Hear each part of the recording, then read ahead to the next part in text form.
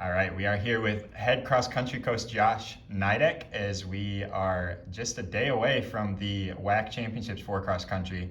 Josh, obviously with this year, it's been unique with the cross championships taking place in the spring with everything going on with the COVID-19 pandemic, but you guys competed in your full regular season during the fall. So with the athletes also competing in track and still being involved in the indoor track season, the start of outdoor season, just how have they worked to prepare for this weekend and still keep cross on the top of their minds? Yeah, the nice thing is we were able to, like you said, had a full fall season, which maintained the ability to keep our goals in mind. So from that aspect, we've had some big goals that we set at the beginning of the year. So it's easier than it could have been to carry those goals in through the indoor track season because it's something that they've been working towards since June. So to just forget about them would be kind of foolish. But indoor obviously went really well for us, and they did a great job. We trained through it, didn't necessarily back off for nationals even. So they're ready to go. It's been unique for sure, but I'm excited to see how they approach this challenge, getting back on the grass. We've worked out on the grass a couple times in the last couple weeks because the grass is not the track. So it's cool. I hope it feels like cross country. There's a specific feel that you get in postseason cross country, but for the most part, I think they're ready to go. And another unique part just of the situation we're in is you're still technically a first-year head coach in the spring. So just being a first-year head coach, trying to finish out your first season, what's been the biggest push for you with your athletes? Yeah, I feel like a red shirt trying to graduate just to get out of my first year. So a big push that I have for my athletes outside of mileage, they've been pushing some serious mileage for the course of the last year, is the understanding of God has given them a very unique gift to run. And within that gift, he's also given them a limit. So we come into each and every day trying to get closer and closer to that limit that he's given us, which we can't exceed. So it's understanding that it's our responsibility to come in each day to work on this gift that he's given us and then present it to him in meets like the WHAC championship where we get to utilize that gift as almost a form of an offering. We get to give that back to him in hopes that we can go and make disciples out of competitors, that we can maximize the gift that he's given us. And that's something that has been really strongly pushed, and that I don't necessarily even have to push myself. I get to bring it up as the head coach, but then our leaders and the rest of the team has bought in well enough, and they've utilized that themselves. They challenge each other, and they keep that very in the forefront of their minds.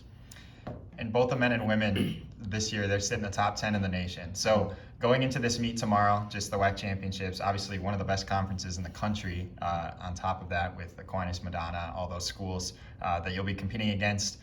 Since it's just been so long that you guys have actually competed, what specifically are you looking for tomorrow out of your teams? Yeah, I mean, we'll start with the men. The men are in different territory this year than they were last year.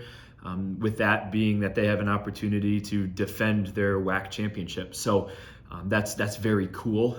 It's cool to have a group of sophomores who are extremely talented and have the opportunity to try to win 4 WHAC championships in their 4 years. And then that obviously sets up the freshmen to get 3 already underneath their belt going into their senior year. Obviously, that's all.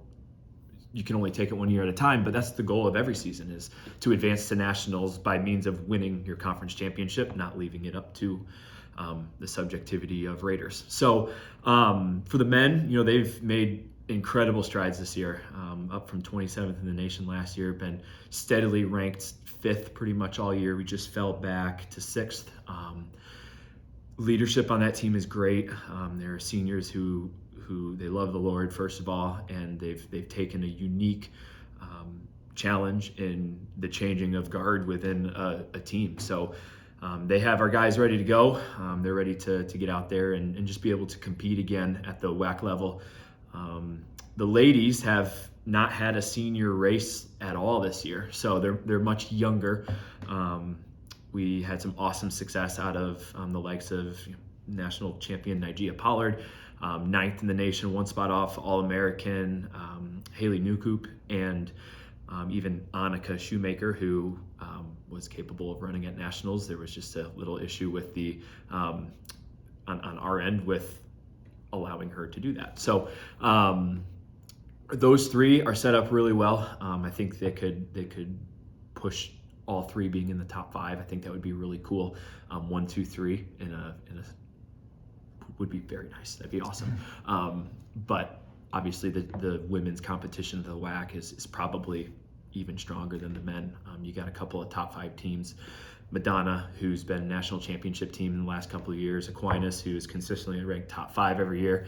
So to win a WHAC title on the women's side is a hard challenge. And that's been our goal for the majority of the year. So we're going to go out and put our best foot forward out there. And we have a couple issues within our women's team, just athletes who cannot compete right now. And so that will be tough to overcome, but we have depth, and that's the most important part. So kind of next woman up philosophy, and they're excited to go out and show the rest of the WHAC that they mean business. Awesome. Well, thank you, Josh, for the time. Obviously tomorrow, big meet, WHAC championships, 4 p.m. and 5 p.m. So stay tuned online for that and follow us live on our social media channels. Yeah. Thanks, Jesse.